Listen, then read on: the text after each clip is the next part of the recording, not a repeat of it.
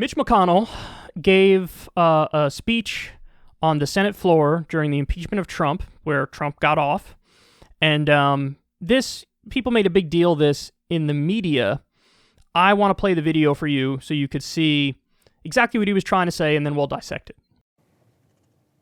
There's no question, none, that President Trump is practically and morally responsible for provoking the events of the day. No question about it. The people who stormed this building believed they were acting on the wishes and instructions of their president. The president did not act swiftly. He did not do his job. He didn't take steps so federal law could be faithfully executed and order restored. No. Instead, according to public reports, he watched television happily, as the chaos unfolded. He kept pressing his scheme to overturn the election. Now, even after it was clear to any reasonable observer that Vice President Pence was in serious danger, even as the mob,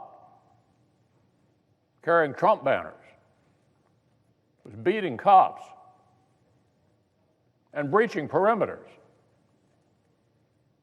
the president sent a further tweet attacking his own vice president.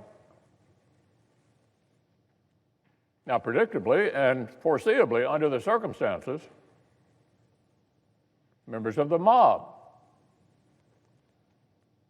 seem to interpret this as a further inspiration to lawlessness and violence, not surprisingly.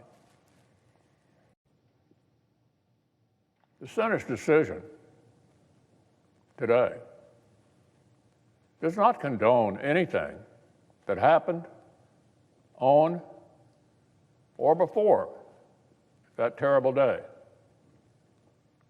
It simply shows that senators did what the former president failed to do. We put our constitutional duty first. I think that's such a Weasley argument. He basically says the most extreme version of events that the Democrats are saying is correct.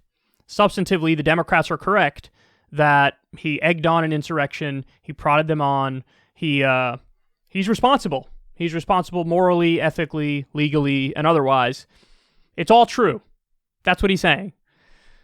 And then he's like, but not guilty.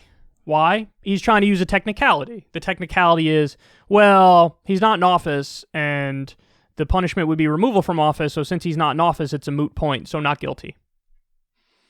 I think that's really Weasley. I think it's true that, like, the point of impeachment is to remove somebody from office, and so it was kind of a waste of time to do it in the first place, but once you do it, you have to make the decision based on the merits of the case. And if Mitch McConnell believes everything he said there about how it is Trump's fault, then you say he's guilty. You say he's guilty. And yes, he won't be removed from office, but, you know, at least the historical record will show he was impeached through the House, and then he was also convicted in the Senate.